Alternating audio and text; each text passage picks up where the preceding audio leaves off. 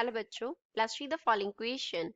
A current carrying circular loop is located in a uniform external field, magnetic field. एक uniform external magnetic field में हमने किसे रखा है, करंट कैरिंग सर्कुलर लूप को रखा है. If the loop is free to turn, loop जो है वो फ्रीली टर्न कर सकता है. What is its orientation of the stable equilibrium, stable equilibrium में उसका ओरिएंटेशन क्या होगा. Show that in this orientation the flux of the total field is maximum. हमें क्या करना है कि इस ओरिएंटेशन में टोटल फील्ड का जो फ्लक्स है वो मैक्सिमम होगा. टोटल फील्ड क्या है यहाँ पे, external field plus fields produced by the loop, दोनों का जो हम प्लस कर देंगे that is the total field. So first of all we will talk about the key concept used in the equation. इस equation में क्या key concept हम use करेंगे. एक तो हम use करेंगे magnetic movement.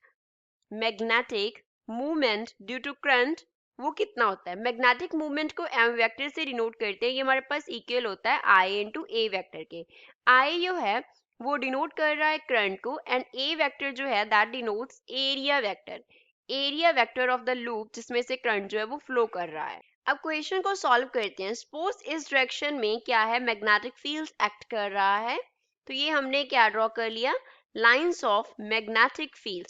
मैग्नेटिक फील्ड को हम डिनोट करते होते हैं वी वेक्टर से. So V vector here represents magnetic field, magnetic field. तो जो लूप है उसे हमने कैसे ड्रॉ कर लिया, इस तरीके से ये लूप बना लिया हमने जिसको हमने मैग्नेटिक फील्ड में रखा है.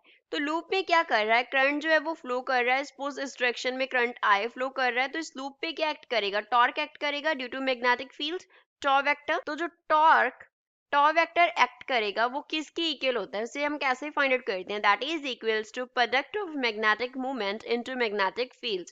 तो m क्या है, i इंटू ए वेक्टर है, उसका क्रॉस प्रोडक्ट हो गया मैग्नेटिक फील्ड के साथ. अब ए वेक्टर जो है वो एरिया वेक्टर को डिनोट करता है. सपोज इनिशियली इस डायरेक्शन में एरिया वेक्टर था. एरिया वेक्टर क्या रहता है, एरिया के हमेशा परपेंडिकुलर डायरेक्शन में होता है. तो ये ए वेक्टर हो गया. तो ए वेक्टर का जो इनिशियल एंगल है मैग्नेटिक फील्ड के साथ सपोज वो कितना है, थीटा है. तो यहाँ पे हम क्या लिखेंगे, द टॉर्क का जो मैग्नीट्यूड है वो किसकी इक्वल होगा, आई ए बी इंटू क्या हो जाएगा, हमारे पास क्रॉस प्रोडक्ट है तो हम क्या लिखेंगे, साइन थीटा. तो साइन थीटा आ गया. अब यहाँ से हमें क्या चाहिए, स्टेबल इक्विलिब्रियम का कंडीशन चाहिए. तो स्टेबल इक्विलिब्रियम का कंडीशन क्या होता है, स्टेबल इक्विलिब्रियम तब होगा जब जो टॉर्क एक्ट कर रहा है उस लूप के ऊपर वो कितना हो जाएगा, जीरो हो जाएगा. टॉर्क टॉ हमने कितना निकाला, that is equals to I into A into B into sine theta, किसके इक्वल हो जाएगा, जीरो के इक्वल हो जाएगा. तो बेसिकली यहाँ से क्या रिलेशन आ गया, दैट साइन थीटा जो है वो जीरो हो गया.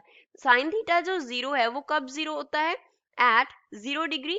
साइन 0 डिग्री हमारे पास जीरो होता है विच मीन्स थीटा जो है वो 0 डिग्री होगा.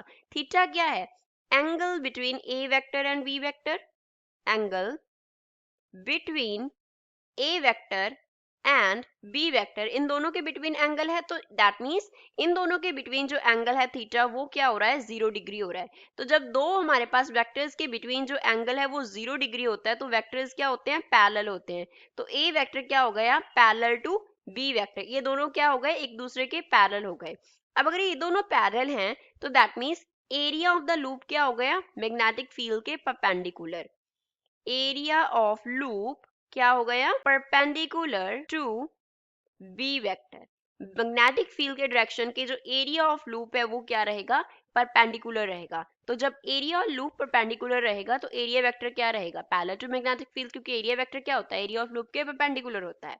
तो दैट मीन्स जब एरिया ऑफ लूप परपेंडिकुलर होगा मैग्नेटिक फील्ड के, that will be the case of stable equilibrium. तो फर्स्ट क्वेश्चन का आंसर हो गया. अब हमें बताना है कि इस ओरिएंटेशन में जो टोटल फील्ड का फ्लक्स होगा वो मैक्सिमम क्यों होगा. अब फिर से मैग्नेटिक फील्ड क्या बनाते हैं, उसका डायरेक्शन बनाते हैं, उसमें लूप का डायरेक्शन बनाते हैं हम. ये लाइंस रिप्रेजेंट कर रही हैं मैग्नेटिक फील्ड को. ये हमारे पास क्या हो गया, करंट कैरिंग लूप हो गया. इसका ए वेक्टर किस डायरेक्शन में है, इस डायरेक्शन में. ये हमारे पास मैग्नेटिक फील्ड का डायरेक्शन है, दोनों एक दूसरे के क्या है, पैरेलल है. तो अब जो करंट फ्लो कर रहा है सपोज वो इस डायरेक्शन में कर रहा है तो यहाँ से ये इस डायरेक्शन में हो गया आई. तो अगर इस डायरेक्शन में करंट फ्लो कर रहा है तो मैग्नेटिक फील्ड इसकी वजह से किस डायरेक्शन में होगा, इस डायरेक्शन में होगा। हम क्या करते होते हैं, फिंगर्स को कर्ल कर लेते हैं। तो फिंगर्स को जब हम कर्ल करते हैं तो वो मैग्नेटिक फील्ड का डायरेक्शन देती हैं। जैसे हमारे पास सपोज इस डायरेक्शन में हमारे पास क्या है, कंडक्टर है जिसमें करंट फ्लो कर रहा है। ये हमने क्या कर लिया, कंडक्टर ड्रॉ कर लिया, तो इस डायरेक्शन में करंट आई फ्लो कर रहा है। तो मैग्नेटिक फील्ड क्या होगा, सर्कुलर लूप्स की फॉर्म में इसके अराउंड इस तरीके से होगा। ये क्या हो गया, सर्कुलर फॉर्म में मैग्नेटिक फील्ड, सर्कुलर लूप्स की फॉर्म में मैग्नेटिक फील्ड हो गया। अब जो बी वेक्टर है वो तो डिनोट कर रहा है एक्सटर्नल फील्ड को।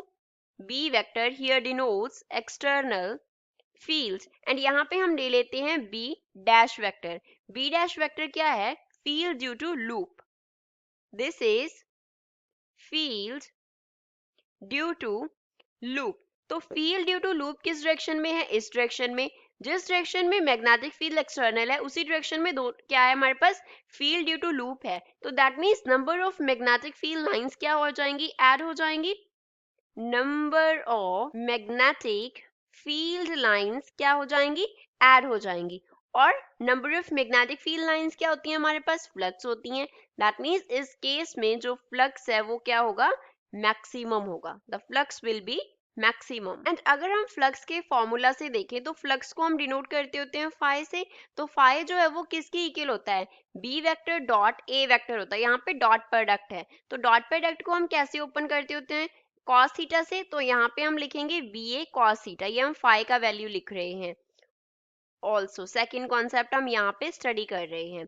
अब क्या जो हमारे पास जो ओरिएंटेशन है उसमें ए वेक्टर क्या है, पैरेलल है बी वेक्टर के, विच मीन्स एंगल थीटा का जो वैल्यू है वो कितना है, 0 डिग्री है। तो यहाँ पे फिल कर देंगे phi is equals to B A into हमारे पास क्या आ गया, cos of 0 degree. Cos 0 degree कितना होता है, 1 होता है। तो फ्लक्स फाई जो है वो किसके इक्वल आ गया, बी ए के इक्वल आ गया। अब कॉस 0 डिग्री पे कॉस का क्या वैल्यू आता है, मैक्सिमम वैल्यू आता है। कॉस 0 डिग्री पे कॉस का जो वैल्यू है वो मैक्सिमम वैल्यू होता है। तो मैक्सिमम वैल्यू आ रहा है, दैट मीन्स फ्लक्स फाई का जो वैल्यू है वो भी हमारे पास क्या आ रहा है, मैक्सिमम वैल्यू आ रहा है। तो इस केस में बाय द फॉर्मूला और by the theoretical explanation we have proved that जो फ्लक्स होगा इस ओरिएंटेशन में उसका क्या रहेगा, मैक्सिमम वैल्यू रहेगा। I hope you understood well, thanks.